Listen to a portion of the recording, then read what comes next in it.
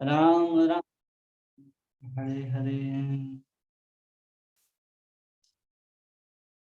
ओम नमो भगवते वासुदेवाय। ओम नमो भगवते वासुदेवाय।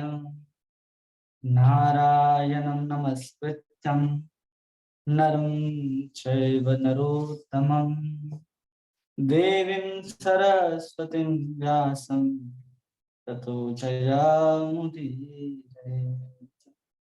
नष्टप्रायेषु अभद्रेषु नित्यं भागवत सेवया भगवती उत्तम श्लोके भक्तिर्भवती नैष्ठिकी। कृष्णाय वासुदेवाय देवकी नंदनाय च नंदगोपकुमाराय गोविन्दाय नमो नमः। ओम अज्ञानतिमिरान्धस्य ज्ञानाञ्जनशलाकया चक्षुर्मृतं येन तस्मै श्रीगुरवे नमः। श्रीचैतन्यमनोभीष्टं स्थापितं येन भूतले स्वयं रूपकदा मह्यं ददाति स्वपदान्तिकं। नमः ओं विष्णुपादाय कृष्णपृष्ठाय भूतले श्रीमते भक्तिवेदांत स्वामी इति नामिने। नमस्ते सारस्वती देवी गौरवाणी प्रचारिणे निर्विशेष शून्यवादी पाश्चात्यदेशतारिणे। जय श्री कृष्ण चैतन्य प्रभु नित्यानंद श्री अद्वैत गदाधर श्रीवासादि गौर भक्तवृंद। हरे कृष्ण कृष्ण कृष्ण हरे हरे, हरे राम राम राम हरे हरे। गुरुवे गौरचंद्राय राधिकाय तदालय कृष्णाय कृष्ण भक्ताय तद्भक्ताय नमो नमः। हरे कृष्णा। आप सभी भागवतों का, सभी वैष्णवों का, वैष्णवियों का बहुत बहुत स्वागत है, अभिनंदन है इस भागवत संघ की कक्षा में,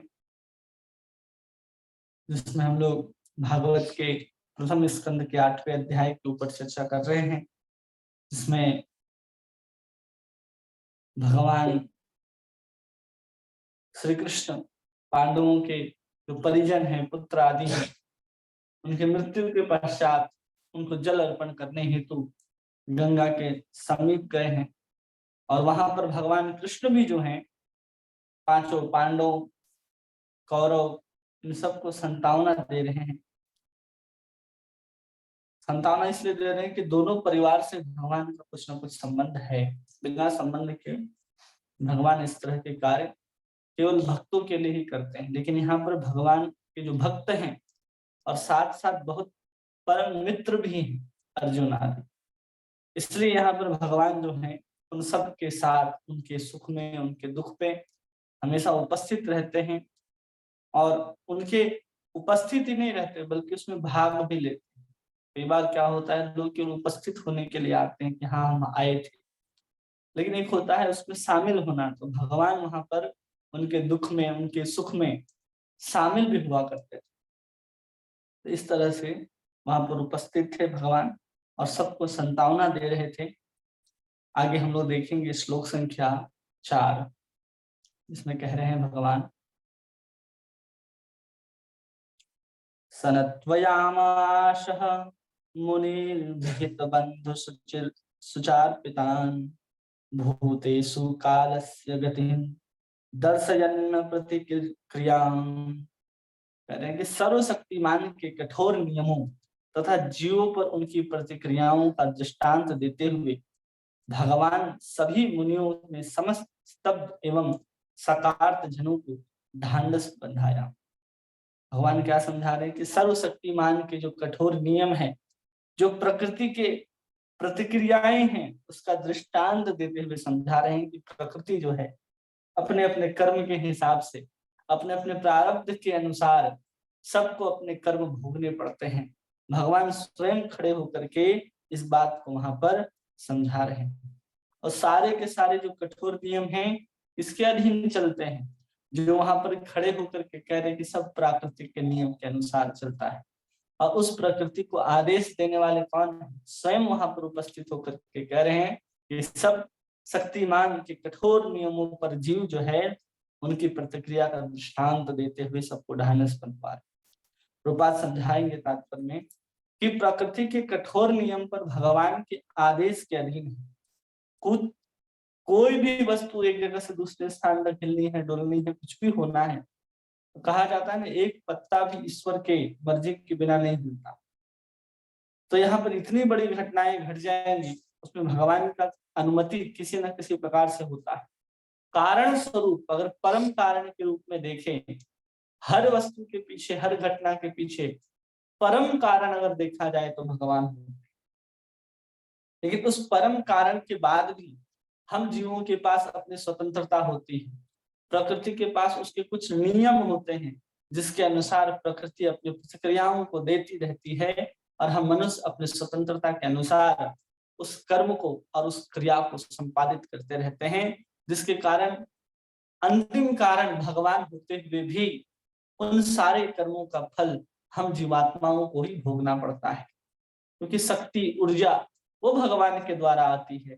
हमें क्या कार्य करना है उस शक्ति के द्वारा, वो हमारे ऊपर निर्भर करता है। यही भगवान कह रहे हैं कि किसी जीव द्वारा बदले नहीं जा सकते। कोई कहे कि नहीं हम जीव के द्वारा बदल दें, कोई सुनामी, कोई भूकंप, कोई बाढ़, शीत ऐसा गिरने वाला है, कोई वैज्ञानिक कहे कि नहीं हम इसको बदल सकते हैं, तो उसके बस की बात नहीं है।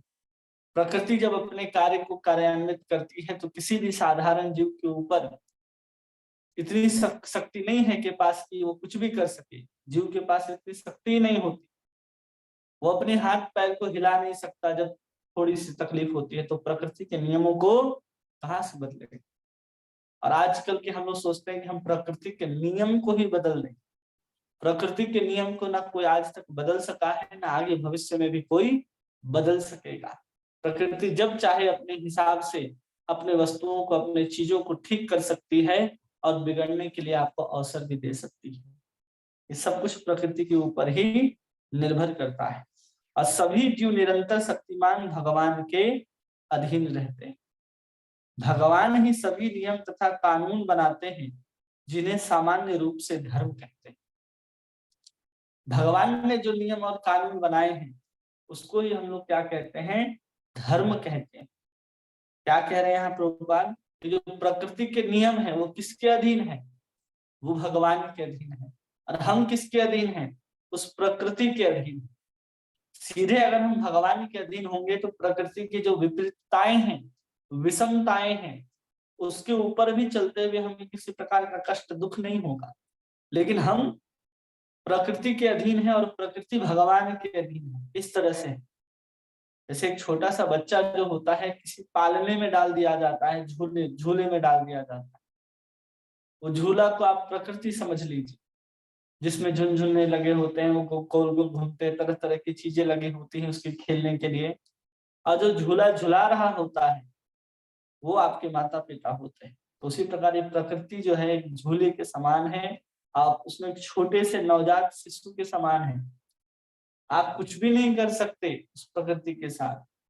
देख सकते हैं, आनंद ले सकते हैं, पैर हाथ हिला सकते हैं, रूह गा सकते हैं, उससे ज्यादा हम लोग कुछ भी नहीं कर सकते।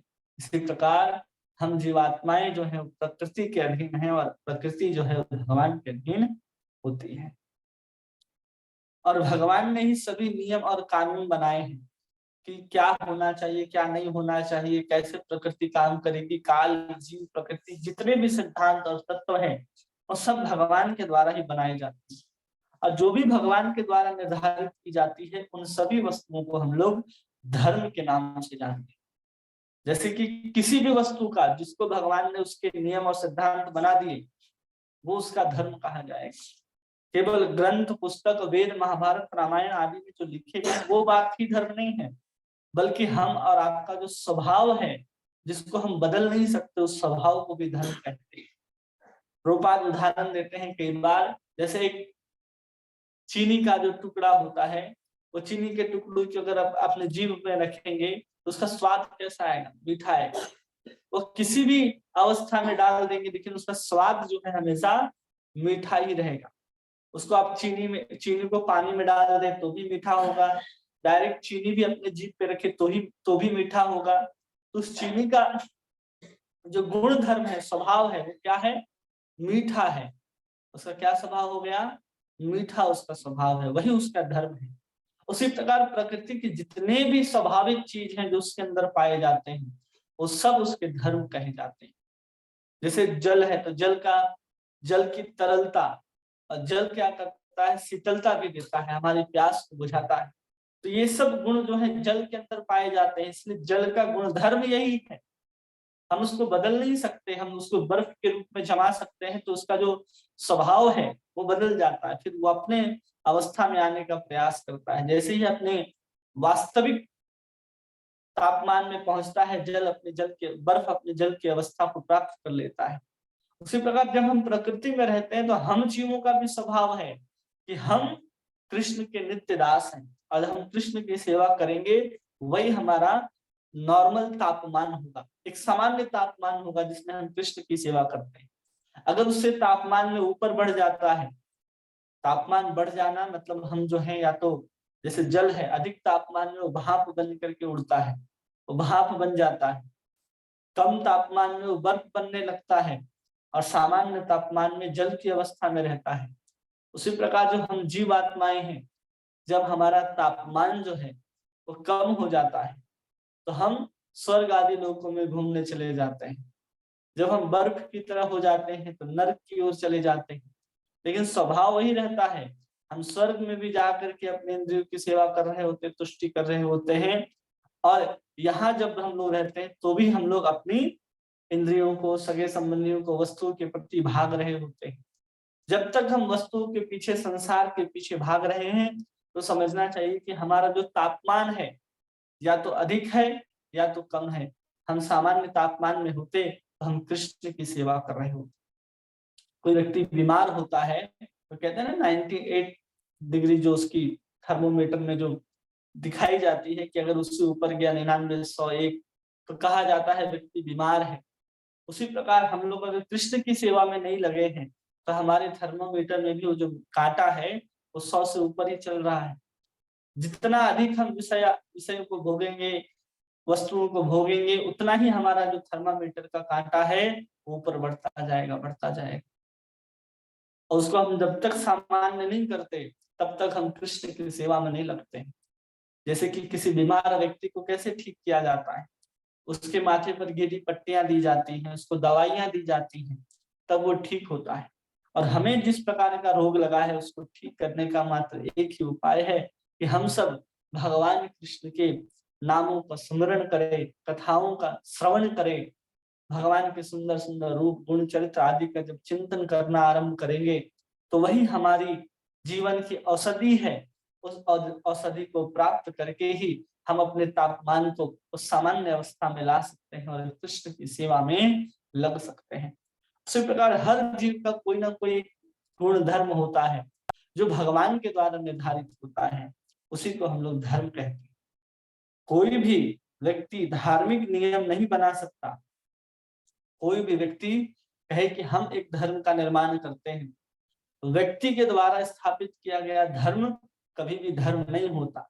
उसको आप पथ कह सकते हैं, मत कह सकते हैं, संप्रदाय कह सकते हैं, लेकिन धर्म नहीं है। क्योंकि धर्म तो केवल भगवान के द्वारा ही स्थापित किया जा सकता है और किन्हीं के द्वारा नहीं किया जा सकता। धर्मम तो साक्षात भगवत प्रणीतम, कि जो धर्म है वो केवल और केवल भगवान कृष्ण के द्वारा ही स्थापित किया जा सकता है और किसी अन्य व्यक्ति के द्वारा धर्म स्थापित ही नहीं किया जा सकता। इसलिए कोई व्यक्ति धर्म को नहीं बना सकता और कहे कि इस व्यक्ति के द्वारा धर्म बनाया गया, तो ये हमारे लिए स्वीकार नहीं, वो धर्म नहीं है। एक प्रकार का मत हो सकता है, पथ हो सकता है, पंथ हो सकता है, लेकिन धर्म नहीं हो सकता। इसलिए सनातन धर्म के अलावा चाहे वो बौद्ध हो, जैन हो, ईसाई हो, इस्लाम हो, ज्यूरिच हो, जोवा हो, जितने तरह के धर्म आपको देखने के लिए मिलते हैं, सनातन धर्म के अलावा वो धर्म नहीं है।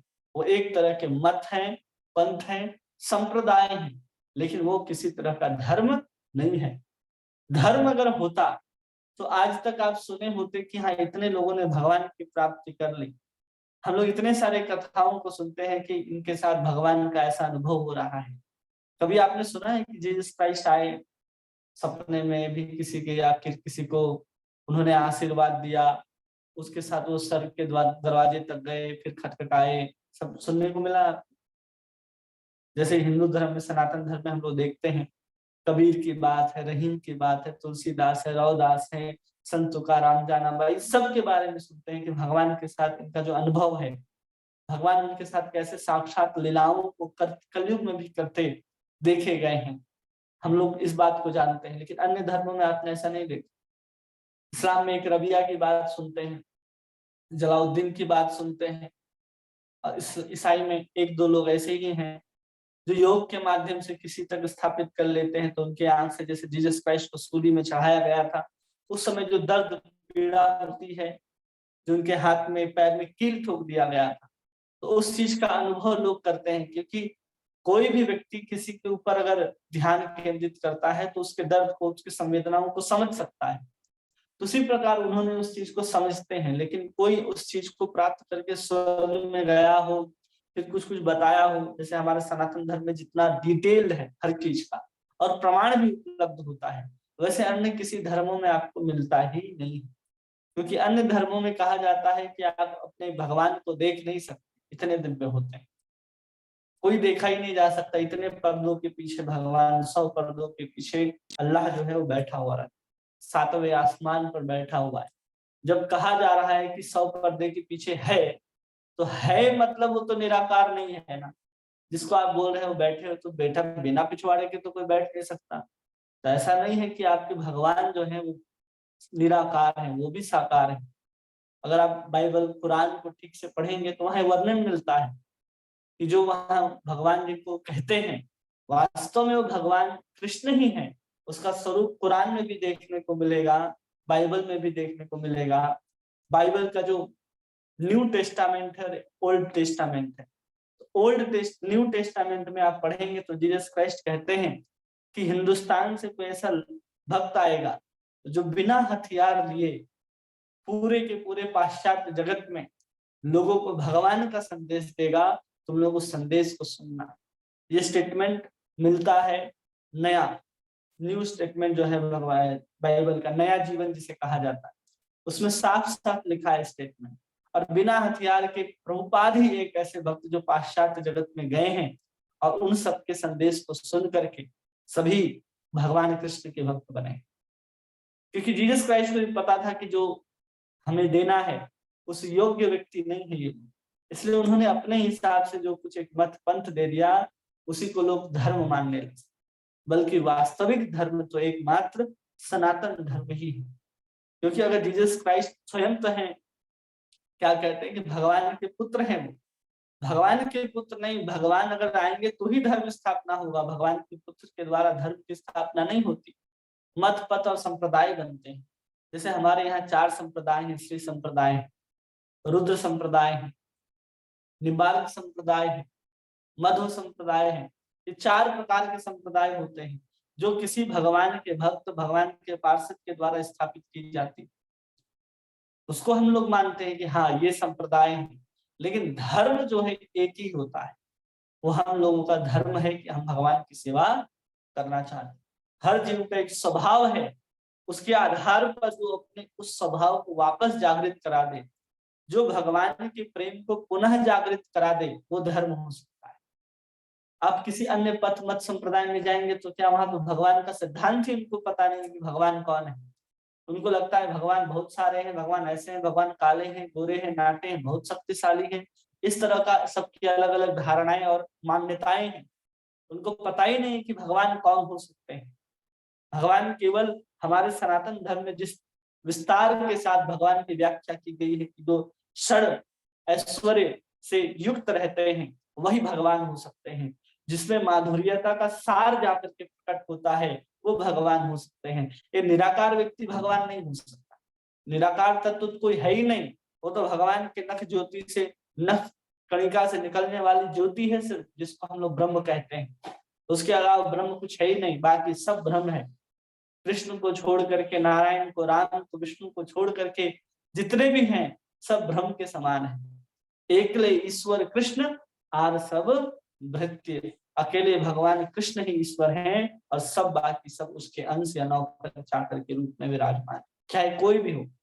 ये सब जानकारियां कहाँ मिलेंगी? केवल सनातन धर्म के अंदर मिलेंगी और बिल्कुल तत्व के साथ, तथ्य के साथ उसको प्रमाणित किया जाएगा। और किसी भी शास्त्र को उठा करके देख लीजिए, कितने भी बड़े बड़े स्कॉलर्स को उठा करके देख लीजिए, वो इस रिजल्ट तक नहीं पहुंच पाते, उस अंतिम लक्ष्य तक नहीं पहुंच पाते कि क्या है सत्य, क्या है सत्य। अगर थ्योरेटिकल भी हमें जानना है तो सनातन धर्म के पास आना होगा और उसको हमें अनुभव करना है। तो हमारे जो शास्त्र में लिखे गए बात हैं, वेदों में वर्णित किए गए जो बात है, अगर हम उसको जीवन में उतारते हैं तो वास्तविक धर्म का हम पालन करते हुए वास्तविक लक्ष्य को हम प्राप्त कर सकते हैं। इसलिए यहाँ भगवान के आदेशों का पालन करना ही प्रामाणिक धर्म। और भगवान ने अपने आदेश को कहाँ दिया है? सबसे ज्यादा वेद में मिलता है, पुराण में मिलता है, उपनिषद में मिलता है। लेकिन कोई कहे हम इतने सारे ग्रंथ को नहीं पढ़ सकते, ना हम वेद पढ़ सकते हैं, ना हम अन्य पुराणों को, उपनिषदों को पढ़ सकते हैं, तो प्रभुपाद कहते हैं कि भगवान के आदेश भगवत गीता में स्पष्ट रूप से घोषित किए गए हैं। भगवत गीता जो समस्त वेदों का, उपनिषदों का सार कहा जाता है, उसमें देखना है कि भगवान कृष्ण क्या कहे। भगवान कृष्ण कह रहे हैं कि कैसे तुम मेरे पास आओगे।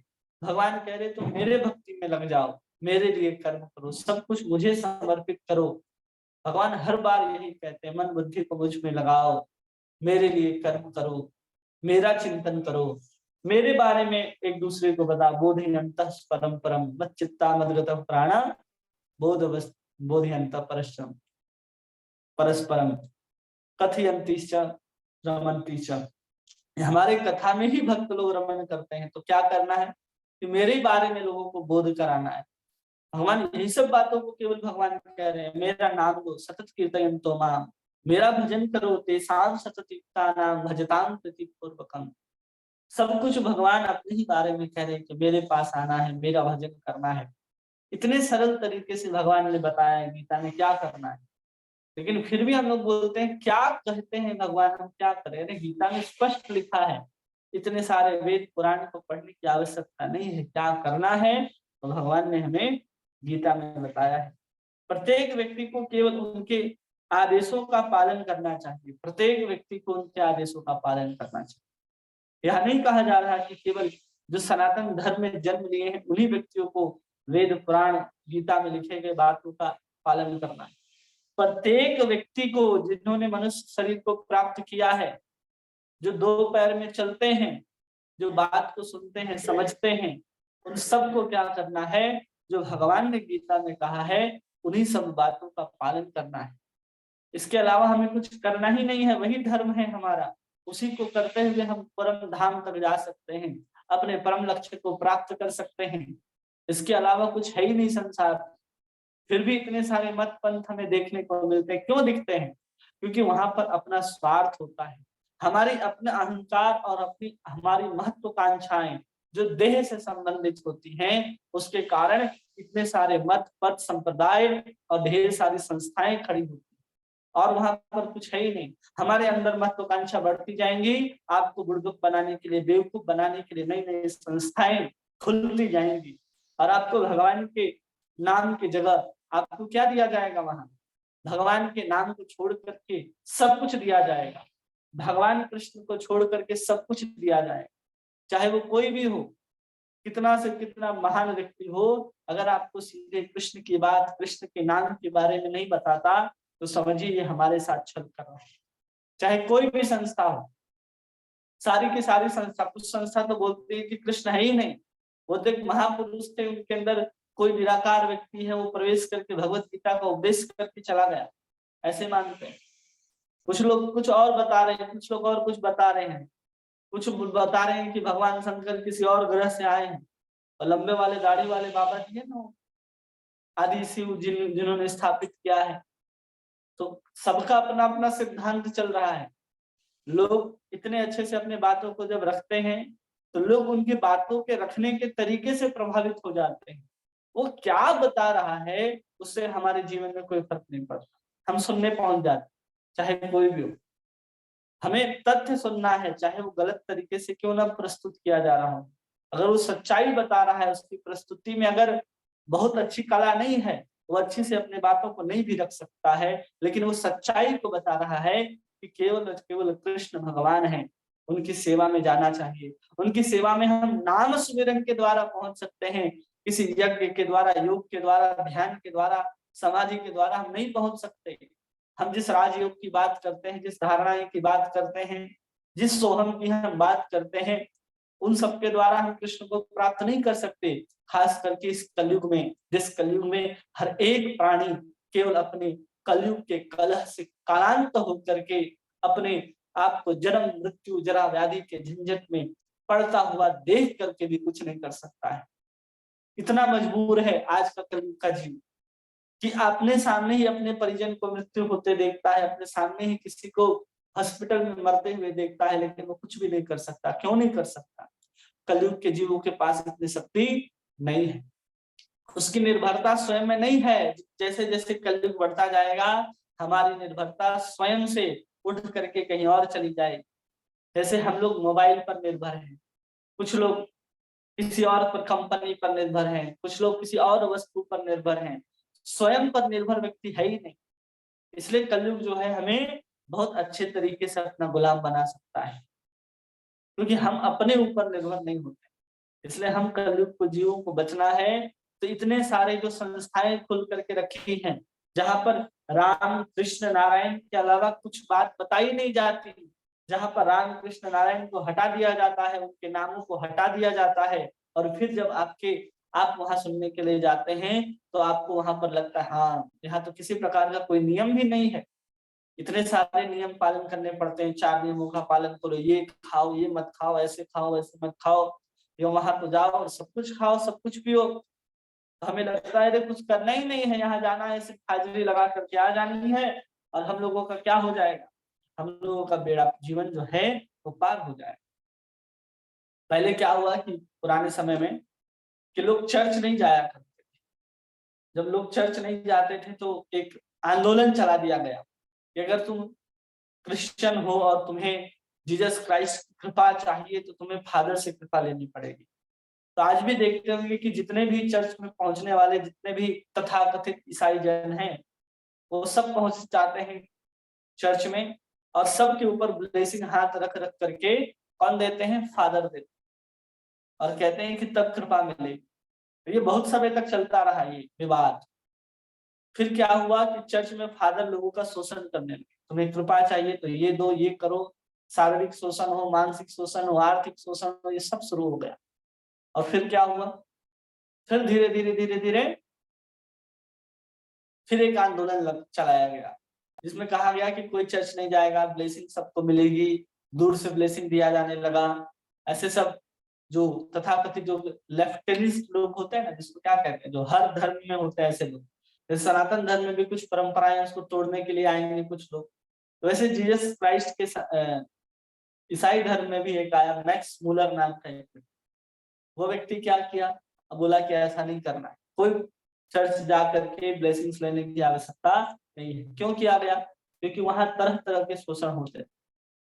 हम कृपा चाहिए, हमको क्या लगता है कि हमको भगवान की कृपा कैसे मिलेगी, हम कृपा के लोभ में कहीं भी जाते हैं, कुछ भी सुनने लगता है और हमको लगता है हम तो धर्म का पालन कर रहे हैं। अरे ये भी तो वेद पुराण से ही बताते हैं, क्या कहते हैं हम लोग, अरे वो भी तो गीता भागवत ही सुना रहे हैं, उसी से तो बता रहे हैं कि ऐसे ऐसे करना चाहिए। तो हमारे उनके संदेश में अंतर क्यों हो जाता है? यहाँ स्पष्ट रूप से भगवान की बातें लिखी गई हैं कि धर्म क्या है, धर्म किसे कहते हैं, हर चीज को तथ्य और उसके तत्वों के साथ समझाया जाता है, उसके पीछे एक तर्क होता है, उस तर्क के साथ हम अपने बातों को समझते हैं और समझाने का प्रयास करते हैं। लेकिन इतने सारे जो सब कुछ खुलने के बाद हम लोग भ्रमित हो रहे हैं वास्तव में, और कलयुग के जीवों का स्वभाव है वो भ्रमित रहता है। उसको जब एक चीज मिल जाए ना, यही सबसे श्रेष्ठ चीज है, इसे अपना लो। इसके साथ क्या समस्या आ जाती है? उसके साथ यही समस्या आने लगती है कि उसको समझ में ही नहीं आने लगता कि करना क्या है। जैसे कहा जाए कि सबसे श्रेष्ठ वस्तु यही है, इसको ले लो, तो नहीं, वो भी देखना है, वो भी देखना है, उसको भी देखना है, उसको देखने में हमारा जो आधा से ज्यादा जीवन है वो चला जाता है। कुछ लोग अन्य मार्ग का पालन कर रहे, कुछ अन्य मार्ग का पालन कर रहे। मूल सनातन धर्म के जड़ के साथ जुड़ करके जो धर्म चलते हैं वो सिर्फ 4 संप्रदाय के अंतर्गत ही चलते हैं। सनातन धर्म की यही 4 संप्रदाय मूल रूप से आपको सही ज्ञान दे सकते हैं। संप्रदाय का मतलब बांटना नहीं होता, संप्रदाय का मतलब होता है सम्यक रूपेण ज्ञान प्रदाय, जो सम्यक रूप से समस्त ज्ञान को आपको प्रदान करता हो उसी को हम लोग संप्रदाय कहते हैं। संप्रदाय किसी को बांटने का नाम नहीं है। एक संप्रदाय में एक अपनी पूजा पद्धति होती है जो शास्त्र के आधार पर होती है, जो पूर्ण रूप से प्रमाणित होती है। इसलिए संप्रदाय किसी को बांटने का काम नहीं करता, जबकि संप्रदाय जो है आपको समेट करके कृष्ण तक ले जाने का काम करता है, उसको संप्रदाय कहते हैं। और यही 4 संप्रदाय मूल रूप से कहे जाते हैं। एक श्री संप्रदाय जो दक्षिण भारत में जितने भी आपको मंदिर दिखाई देंगे श्री संप्रदाय के अंतर्गत चलते। निम्बार्क संप्रदाय, उत्तर भारत में निम्बार्क संप्रदाय बहुत देखने को मिलता है, और साथ में मध्व संप्रदाय जो कर्नाटक आदि प्रदेश में देखने को मिलता है। उसी मध्व संप्रदाय का ही आगे चल करके हम लोग जिस परंपरा में आते हैं उसको गौड़ीय संप्रदाय कहते हैं, जो मध्य संप्रदाय के अंतर्गत ही। और फिर आता है रुद्र संप्रदाय जो कुछ हद तक आज गुजरात और राजस्थान की तरफ देखने को मिलता है। तो इस तरह के 4 ही संप्रदाय हैं, और इसी श्री संप्रदाय से रामानंदी संप्रदाय निकले, इसी संप्रदाय से पुष्टि मार्ग वल्लभाचार्य के संप्रदाय आदि निकले, और उसी से कुछ मूल सिद्धांत को पालन करने वाले से राधा वल्लभीय संप्रदाय हैं। और भी अलग अलग प्रकार के संप्रदाय हैं जो प्रामाणिक संप्रदाय हैं। अगर उनके साथ कोई जुड़ करके ही ज्ञान अर्जित करता है और भजन के प्रणाली को लेता है और भजन करता है तो ही वो कृष्ण को प्राप्त कर सकता है और सही ज्ञान को हासिल कर रहा है। अन्यथा वो सही ज्ञान को हासिल नहीं कर रहा, वो अपने आप को भुलाने का, अपने आप को भटकाने का काम कर रहा है। इसलिए अपने आप को कभी भी इन मार्ग में, इन रास्तों पे ले जाकर के भटकाने का काम नहीं करना चाहिए। अपने आप को स्थिर रखना चाहिए कि वास्तविक संदेश हमें कहाँ से प्राप्त हो रहा है। हम अपने आप को कभी समझ ही नहीं पाते हमें वास्तविक संदेश मिल रहा है या नहीं मिल रहा। हम इतने भ्रमित होते हैं, क्यों? क्योंकि हमने स्वयं से कभी अपने गीता, रामायण, महाभारत को उठा करके पढ़ा ही नहीं। इसलिए सब अलग अलग धर्म मत संप्रदाय में लोग चेंज हो रहे हैं। कई लोग बुद्ध बन रहे हैं, कई लोग क्रिश्चियन बन रहे हैं, कई लोग इस्लाम अपना रहे हैं, कई लोग जैन बन रहे हैं, ऐसे सब बनते जा रहे हैं। क्यों? क्योंकि उन्होंने अपने मूल ग्रंथ, कम से कम गीता भी अगर उन्होंने ठीक से पढ़ी होती तो उनकी बात समझ में आती कि हाँ क्या है हमारा धर्म, हमें किस धर्म में हमारा जन्म हुआ है, कृष्ण क्या बतलाते हैं, ये सब कुछ का उन्हें ज्ञान होता। वो ज्ञान होता नहीं है और चले जाते हैं अन्य संप्रदाय में, बोलते हैं कि हम आज से राम कृष्ण और हरि को नहीं मानते। जितने भी देवी देवता हैं वो देवी देवता नहीं है, वो साधारण लोग थे, हमारे द्वारा उनकी कल्पनाएं की गई हैं, ऐसे लोग हैं। वो क्या है? वो सिर्फ और सिर्फ दुष्टता है, वो कलयुग का एक प्रभाव है। कलयुग के सेनाएं हैं जो हमेशा क्या करते हैं, सनातन धर्म के जड़ को हमेशा हिलाने का प्रयास करते हैं। लेकिन सनातन धर्म कुछ भी हो जाए, कितने भी, एक व्यक्ति भी अगर सनातनी बचा है पूरे की पूरे दुनिया में, एक व्यक्ति भी, तो समझिए कि सनातन धर्म को कोई कुछ भी नहीं कर सकता। भले उसके मानने वाले कम हो जाए, खत्म हो जाए, लेकिन जो धर्म है वो तो वास्तविक में धर्म रहेगा ही रहेगा, उसको तो कोई बदल ही नहीं सकता। क्योंकि हर जीव जो है वो कृष्ण का अंश है, तो उसे कृष्ण की ओर ही जाना है। जो जिसका अंश होता है उसकी तरफ ही जाता है। ऐसा नहीं है कि उल्टा होता है। आग देखिए ऊपर की ओर जाता है, कोई भी वस्तु उछालिए तो हमेशा नीचे की ओर आता है। क्यों? कि सब धरती से उगे हैं, सब धरती के ही अंश हैं, इसलिए अपनी अंश की ओर आकर्षित होता है। उसी प्रकार हम जीवात्माएं भी कृष्ण की ओर स्वाभाविक रूप से आकर्षित होते हैं। हम अपने से श्रेष्ठता की ओर देखते हैं, तो कई बार हम साक्षात कृष्ण के ऊपर आकर्षित नहीं होते, कई बार हम कृष्ण की विभूतियों के ऊपर भी आकर्षित हो जाते हैं। कृष्ण की विभूतियां जो, जिनके पास विशेष प्रकार की शक्तियां प्राप्त हो जाती हैं, वो भी कृष्ण की विभूति ही कही जाती है। हाँ, ये बहुत सुंदर है, बहुत अच्छा बोलता है, बहुत बुद्धिमान है, कोई चमत्कारिता इसके पास है, ये भविष्य आदि बता देता है, सबकी बीमारियां ठीक कर देता है। तो ये सब क्या है? ये विशेष प्रकार की विभूति होती है जो कृष्ण नहीं है, लेकिन वो विभूति है जो कृष्ण से ही प्राप्त होती है। तो हम कृष्ण के प्रति आकर्षित ना होकर के इनके प्रति आकर्षित हो जाते हैं, और उसी को फिर कृष्ण मानने लग जाते हैं कि यही हमारे सब कुछ है, और फिर हम वहां पर भटकते रह जाते हैं।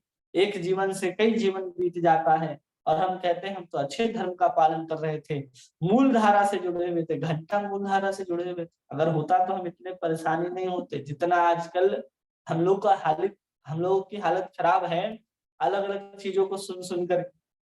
आजकल टीवी में, यूट्यूब्स में, इंटरनेट में इतने सारे लोग कुछ भी कहने को तैयार हो गए हैं, कुछ भी कह रहे हैं और लोग उसको सुन भी रहे हैं।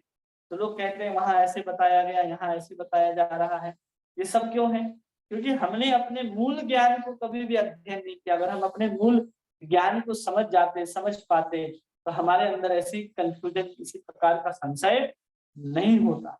इसलिए भगवान कह रहे हैं यहाँ पर प्रत्येक व्यक्ति को उनका या उनके आदेश का पालन करना चाहिए।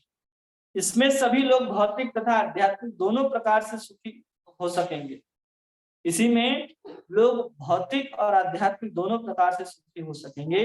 जब तक हम भौतिक जगत में हैं, हमारा यह कर्तव्य है कि भगवान के आदेश का पालन करें और यदि भगवत कृपा से इस भौतिक संसार के बंधन से छूट जाएं, तो हम अपनी मुक्त अवस्था में भगवान की प्रेममय दिव्य सेवा कर सकते हैं। यहाँ हमें भगवान के आदेशों के अनुसार ही श्रवण कीर्तन, गुरु की सेवा, वैष्णव की सेवा, अर्च विग्रह की सेवा, धाम दर्शन, ये सब करते रहना है। और जब ये सब करते हुए हम भगवत कृपा से भगवत धाम पहुंच जाएंगे, तो वहां दिव्य साक्षात रूप से अपने दिव्य शरीर के साथ भगवान की सेवा करनी है। अपनी भौतिक अवस्था में आध्यात्मिक दृष्टि के अभाव में हम न तो अपने आप को देख पाते हैं और न ही भगवान। क्यों नहीं देख पाते? आध्यात्मिक दृष्टि के अभाव में हम समझ ही नहीं पाते कि हम कौन हैं, भगवान कौन है, प्रकृति क्या है, काल क्या है, क्रम क्या है, कुछ समझते नहीं हैं हम। क्योंकि हमारे पास आध्यात्मिक दृष्टि नहीं है और हमें लगता है कि हम जहाँ से श्रवण करें वो हमें आध्यात्मिक दृष्टि देगा। अरे वहां से आपको समझ ही नहीं आ रहा कि क्या गलत है क्या सही है, तो आध्यात्मिक दृष्टि आपके पास आ ही नहीं रहा है। आपको अच्छा लग रहा है कि हाँ हम इतने फेमस गुरु से जुड़े हैं। लोग आजकल दीक्षा भी इसी आधार पर लेते हैं कि नहीं ये हमारे जो गुरु हैं वो बहुत, उनका मान प्रतिष्ठा बहुत ज्यादा है, तो हम इनसे दीक्षा ग्रहण करेंगे। अरे उनकी सिद्धता को देखनी चाहिए, वो कितने सिद्ध हैं, कितने पारंगत हैं भगवान के प्रति, कितने निष्ठित निष्ठा है उनके अंदर। उन्होंने भजन की अवस्था को कहाँ तक प्राप्त कर लिया, उनका भगवान के साथ कैसा लगाव है, जुड़ाव है, कैसा भजन करते हैं, इसके आधार पर कोई दीक्षा लेना चाहिए। ना कि वो तो इतने फेमस इसलिए हम उनसे दीक्षा ले रहे। तो दीक्षा ले रहे हो तो दीक्षा दीक्षा नहीं कही जाएगी, क्योंकि उससे भगवत प्राप्ति तो होनी नहीं है। क्योंकि हम किसी के किस आधार पर बहुत फेमस है, बहुत उसका मान सम्मान है, बहुत लोग जानते हैं, तो हम उनसे दीक्षा लेना चाहते हैं। अरे आपकी श्रद्धा उनके मान सम्मान बढ़ी, इसके लिए आपकी श्रद्धा उसके ऊपर आ रही है, या वास्तव में आप अपने गुरु को जानते हैं और समझते हैं गुरु, आप जब शिष्य बनने जा रहे हैं तो गुरु के अंदर भी जो शास्त्र में गुरु की योग्यता लिखी गई है, उस योग्यता के ऊपर खरे उतरते हैं या नहीं उतरते? नहीं उतरते तो समझिए कि हमने गलत जगह से दीक्षा ली हुई। इस तरह से हम दीक्षा लेकर के फिर सोचते हैं कि हमारी आध्यात्मिक दृष्टि खुल क्यों नहीं रही, हम भगवान को समझ क्यों नहीं पा रहे हैं। अरे कहाँ से समझ पाएंगे? जहां से आपको चश्मा लेना था, जिस आध्यात्मिक दृष्टि से ज्ञान का जो चश्मा लेना था, वहां पर आपने पट्टी बंधवा ली और फिर हम लोग अंधश्रद्धा बोलते हैं ना कि अरे जो बोल रहे हैं वही होगा, वैसे ही चलना है, तो उसको अंधश्रद्धा कहते हैं। इसलिए हमारे मत पथ संप्रदाय में आंख बंद करके चलने की बात नहीं है। अगर आंख बंद करके चलने की बात होती, इतने सारे कथा कहानी और पुराणों में लिखने की आवश्यकता नहीं होती। कह दिया जाता कि ये पालन करना है तो करो चुपचाप, कोई इसमें हाँ ना क्यों क्यों नहीं कैसे कोई प्रश्न ही नहीं उठा सकते। क्यों आपको ये सब प्रश्न पूछने का अवसर दिया गया? क्योंकि हमारे पास इतने सारे कथा हैं, कहानियां हैं, सिद्धांत हैं, उनके वार्तालाप हैं, सब कुछ है, प्रमाण के रूप में उपलब्ध है। इसलिए हम यहाँ पर प्रश्न पूछ सकते हैं। इसलिए हमारे पास आध्यात्मिक दृष्टि होनी चाहिए कि हम किस पथ पर आगे बढ़ रहे हैं, क्या अनुभव कर रहे हैं, क्या क्या और अनुभव करेंगे, हम कैसे भगवान के पास पहुंचेंगे, हमारे जीवन की कौन कौन सी विषमताएं, जो प्रतिकूलताएं हैं, उसको हम कम करते हुए भगवान के प्रति अनुरक्त होते जा रहे हैं। इन सबको अगर हम लोग अपनी दृष्टि से नहीं देखेंगे तो सिर्फ हम लोग सालों साल, जन्मों से जन्मों तक भटकते रहेंगे और कुछ होने वाला नहीं है। जब तक हम अपने आप को क्या करेंगे, सेल्फ एनालाइज नहीं करेंगे, कि हम आत्म चिंतन नहीं करेंगे, कि हम अभी तक कहाँ तक पहुंचे हैं, क्या क्या विषमताएं, योग्यताएं, अयोग्यताएं अब तक मेरे अंदर आई हैं या नहीं आई हैं, कौन कौन से भक्त के गुण हमारे अंदर आए हैं, क्या हमारे भोगों के प्रति जो लालसा है वो कम हो रही है या बढ़ रही है।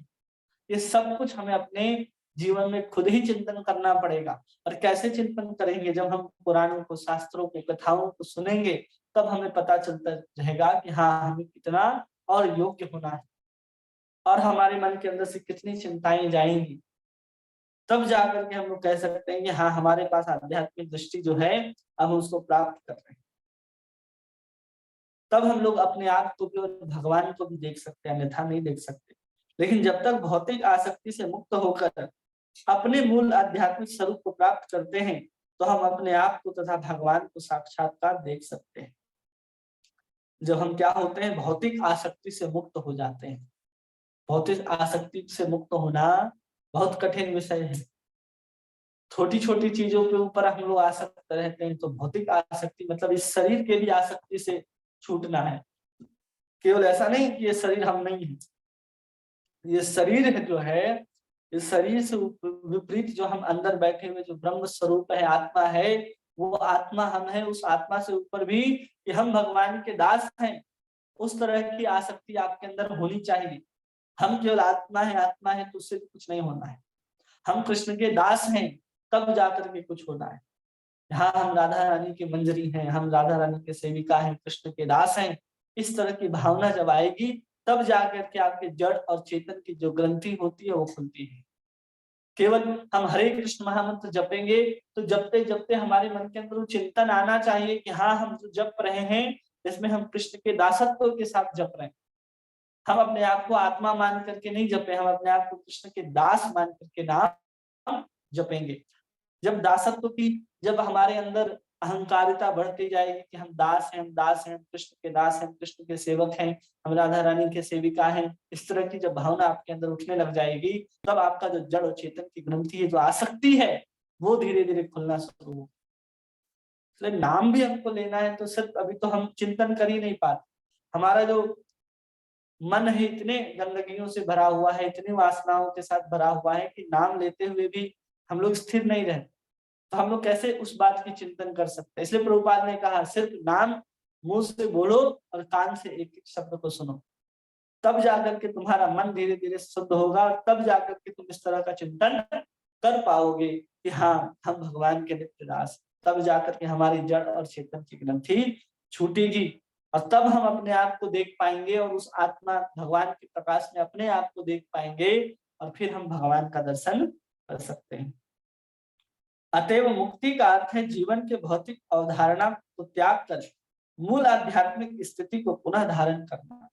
मुक्ति का अर्थ है कि हम अपने किस अवस्था को छोड़ दें, हम अपने भौतिक अवधारणाओं को छोड़ दें। भौतिक अवधारणाएं क्या है कि मेरा नाम बलभद्र दास है और मैं इस पुरुष के शरीर में हूँ, मैं इस अमुक स्थान में बैठा हूँ, हम उनके पिता हैं, हमारे वो पिता हैं, वो हमारे पति हैं, वो हमारे पुत्र हैं। ये सब भौतिक अवधारणाएं हैं। इन सबको छोड़ करके एक ही आध्यात्मिक अवधारणा कि हम कृष्ण के दास हैं, वो जब प्रकट हो जाएगा तो समझना चाहिए कि हम भौतिक, हमने मुक्ति प्राप्त कर ली है। इस प्रकार मनुष्य जीवन विशेष रूप से अपने आप को इसी आध्यात्मिक स्वतंत्रता के योग बनाने के निमित्त, मनुष्य जीवन विशेष रूप से क्या है, इसी आध्यात्मिक स्वतंत्रता को बनाने के, योग्य बनाने के निमित्त है कि हम इस योग्य बन जाएं। दुर्भाग्यवश हम अपने भ्रामक भौतिक शक्ति के वश में होकर कुछ वर्षों के क्षणिक जीवन को, पल जीवन को ही स्थायी मान बैठते हैं।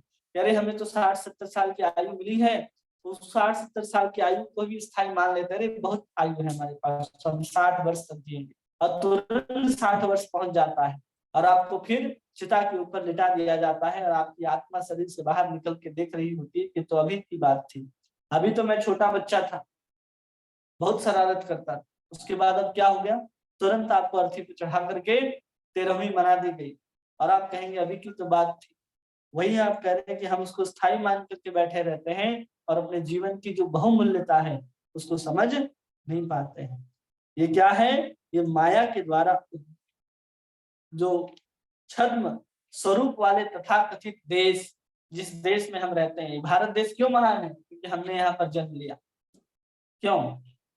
घर, भूमि, संतान, पत्नी, समुदाय, संपत्ति आदि के स्वामित्व से भ्रमित होते रहते हैं कि हम भारत देश में जन्म लिए हैं, उसका एक अहंकार है। तो अमेरिका में जन्म लेने वाले को भी तो अहंकार होगा कि हमने अमेरिका में जन्म लिया है। अरे भारत में जन्म हुआ है मतलब कि आपको अपने आत्म साक्षात्कार की ओर आगे बढ़ना है। केवल हम इस अहंकार में मदमस्त रहते हैं कि हाँ हमने तो भारत में जन्म लिया है, बस यही अहंकार हम लेकर के घूमते रहते हैं। अरे अहंकार है, चलो भारत में जन्म लिया आपने, लेकिन भारत में जन्म लेने का जो मूल फल है उसके आगे तो बढ़ो। सब आत्म साक्षात करके और ही भागते हैं भारत में जन्म लेकर के, लेकिन हम भारत में जन्म लेकर के विषयों की तरफ भागते हैं। बार बार अपने आप को जन्म मृत्यु चरा व्याधि के चक्कर में बांटते रहते हैं, डालते रहते हैं, और फिर भी हम कहते हैं कि हमने भारत में जन्म लिया। किस लिए, किस बात का अहंकार है? जब भारत में जन्म लेकर के हम भारत के उस वास्तविक संस्कृति के सनातन धर्म के अनुसार अपने जीवन को यापन नहीं कर सकते, तो किस बात का अहंकार कि हमने भारत देश में जन्म लिया है? घर का अहंकार होता है, घर हमें भ्रमित करता रहता है कि हमारा घर इतना सुंदर है, हमारा घर इतना सुंदर है। ये सब कुछ क्या है? ये हम लोग को भ्रमित करते रहता है। भूमि, हमारी इतनी एकड़ की भूमि है जहां पर गन्ने उगते हैं, ज्वार बाजरा सब उगते हैं, भ्रमित होते रहते हैं। हमारा 4 संतान है, एक अमेरिका में, एक लंदन में, एक ऑस्ट्रेलिया में पढ़ता है। हमारी इतनी सुंदर पत्नी है, सब कुछ कहना मानती है। समुदाय के, हम इस समुदाय के हैं। हमारा जो समुदाय है वो सबसे सम्मानीय समुदाय है। हमारे पास अरबों की संपत्ति है। इस तरह के स्वामित्व के द्वारा हम भ्रमित होते रहते हैं।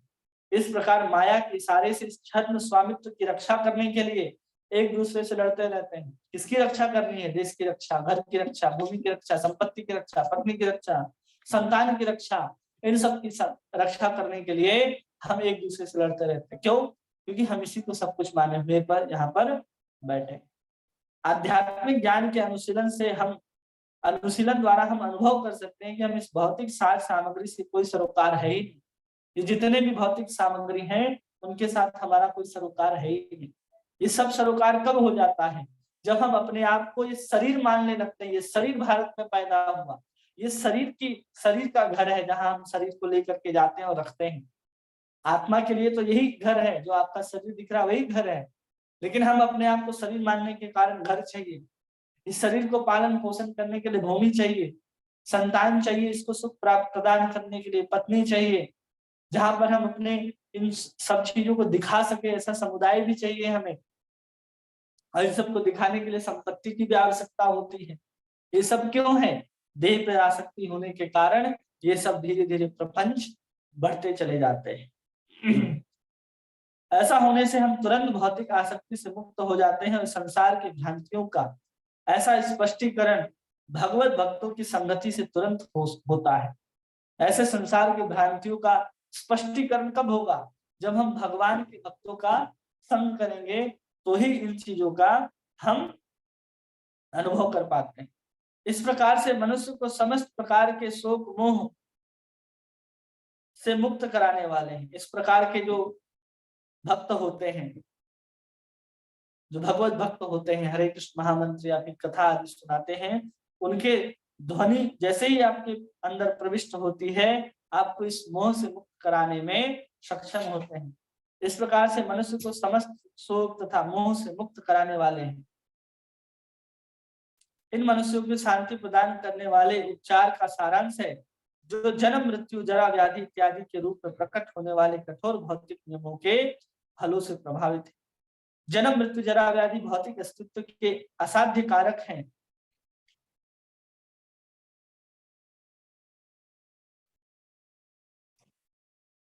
युद्ध से पीड़ित कुरुवंश के सदस्य मृत्यु की समस्या को शोकातुर थे, और भगवान ने उनको ज्ञान के आधार पर ढांढस समझाया। और भगवान ने इसी तरह के कुछ ज्ञान उन लोगों को सुनाए, जिनके कारण उनके अंदर की जो ढांढस थी उसको बंधाई गई, और वो उस विपरीत परिस्थिति में शोकाकुल थे। जितने भी पांडव के परिवार थे सबको वहां पर ढांढस बंधाया गया और सबको वहां पर स्थिर किया गया। किन्हीं का कोई प्रश्न है जो आप पूछना चाहते हैं तो पूछ सकते हैं। कोई बात जो आपको समझ में ना आई हो तो वो भी पूछ सकते हैं।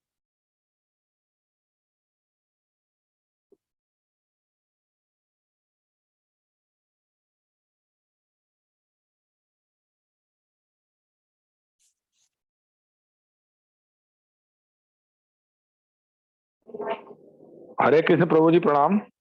हरे कृष्णा, प्रणाम। सोहम का अर्थ समझना चाह रहे थे प्रभु जी।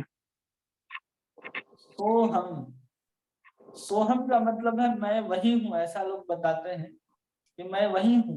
लेकिन कौन? तो हम लोग ब्रह्म को ही हम लोग स्वयं मान लेते हैं कि जो भगवान है वो हम बन सकते हैं। तो सोहम का सही अर्थ, सही व्याख्या है कि हम भगवान के नित्य दास हैं। तब जाकर के हम बोलते हैं हाँ मैं वही हूँ। कौन? हम भगवान के नित्य दास हैं। सोहम का वास्तविक मतलब ये होता है, न कि हम भगवान ही हैं। सोहम का अर्थ जो मायावादी अद्वैतवादी जो होते हैं, जो सोहम का अर्थ करते हैं मैं वही हूँ, कि हाँ मैं ही भगवान हूँ, मैं ही हूँ। इस तरह की वो चिंतन करते हैं, जिस चिंतन के द्वारा आप कभी भी भगवत प्राप्ति नहीं कर सकते। सोहम का वास्तविक अर्थ होता है कि हम भगवान के दास हैं। और उसके पहली स्थिति आती है कि अहम ब्रह्मास्मि, कि मैं ब्रह्म हूँ। फिर आती है सोहम, मैं भगवान का कृष्णदास हूँ।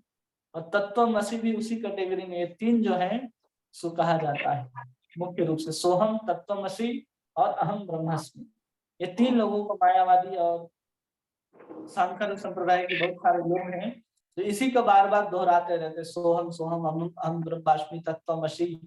उससे क्या होता है कि हम धीरे धीरे शारीरिक जड़ और चेतन की ग्रंथि को तो छोड़ सकते हैं, लेकिन पूर्ण रूप से कृष्ण को प्राप्त नहीं कर सकते, क्योंकि वहां पर सिर्फ और सिर्फ आप ब्रह्म साक्षात्कार, उस निराकार तत्व का ही साक्षात्कार कर पाएंगे। लेकिन वास्तविक अर्थ है सोहम का कि मैं कृष्ण का दास।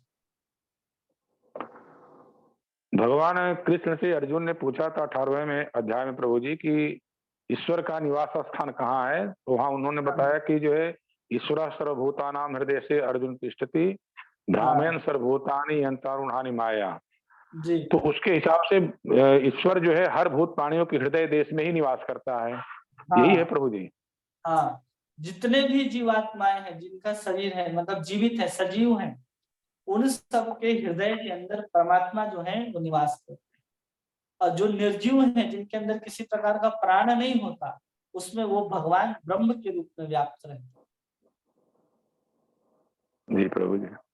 जी, और किन्हीं का कोई प्रश्न है?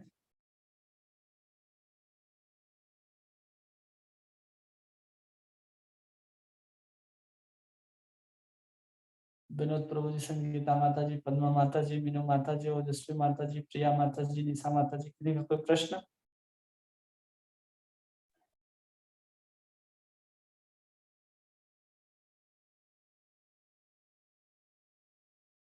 आवाज जा रही है हमारी सबके पास? हाँ सर, पूछिए। जी, कोई प्रश्न है किसी का? नहीं है, ठीक है। तो आप सभी को मकर संक्रांति की बहुत बहुत शुभकामनाएं। आज के दिन चैतन्य महाप्रभु ने संन्यास धारण किया था कटवा स्थान में जाकर के, तो आज का ही वो दिन है। आज के दिन ही गंगा को धरती में लाया गया था। आज के दिन ही भीष्म पितामह ने अपने सुंदर शरीर का परित्याग किया था। ये सब कुछ आज के ही दिन हुआ था, ऐसा हम लोग मकर संक्रांति के दिन बताते हैं। तो आप सभी को मकर संक्रांति की बहुत बहुत बधाई। जो लोग पंजाब आदि में है वो लोग लोहरी मनाते हैं, जो लोग कर्नाटक में है वो पोंगल है, और क्या क्या अलग अलग नामों से इस आज के तिथि को मनाया जाता है। तो सबको सबकी शुभकामनाएं और बहुत बहुत बधाई। ठीक है, हरे कृष्णा। आपको प्रभु जी, आपको भी प्रभु जी जो है इस मकर संक्रांति के शुभ अवसर पर हार्दिक शुभकामना। जय हो। हरे कृष्णा कृष्ण कृष्ण हरे हरे, हरे राम राम राम हरे हरे। हरे हरे। वाञ्छाकल्पतरुभ्यश्च कृपा सिन्धुभ्येव च पतितानां पावनेभ्यो वैष्णवेभ्यो नमो नमः। अनंत कोटि वैष्णव वृंद की जय। नामाचार्य श्री हरिदास ठाकुर की जय। हरे कृष्ण महामंत्र की जय। षड गोस्वामी वैष्णव वृंद की जय। नवद्वीप मायापुर धाम की जय। शशि गौर निताय भगवान की जय। श्री राधा रमन लाल की जय, श्री वृंदावन धाम की जय, ग्रंथराज श्रीमद् भागवत महापुराण की जय, श्रील प्रभुपाद की जय, ताई गौर प्रेमानंदे हरि हरि। हरी हरी बोल। हिज ग्रेस बलभद्र प्रभु जी की जय। जय जय। आपको भी और सभी भक्तों को भी मकर संक्रांति की बहुत बहुत शुभकामनाएं प्रभु जी। जय हो, सभी को बहुत बहुत धन्यवाद। हरे सब कुछ कृष्णा दंडवत प्रणाम। सभी को दंडवत प्रणाम, दंडवत प्रणाम प्रभु जी। हरे कृष्णा दंडवत प्रणाम प्रभु जी। तो सभी लोग चूड़ा और दही मेरे पास भी भेज दें। सही है प्रभु जी, उसके लिए तो आना पड़ेगा प्रभु जी। हाँ, आना तो हमारे पास पड़ेगा। ही आ जाओ प्रभु जी, के लिए तो आना पड़ेगा। हाँ, हरे कृष्ण हरे प्रभु जी, कृष्णा। दंडवत प्रणाम। दंडवत प्रणाम प्रभु जी। प्रणाम। हरे कृष्णा।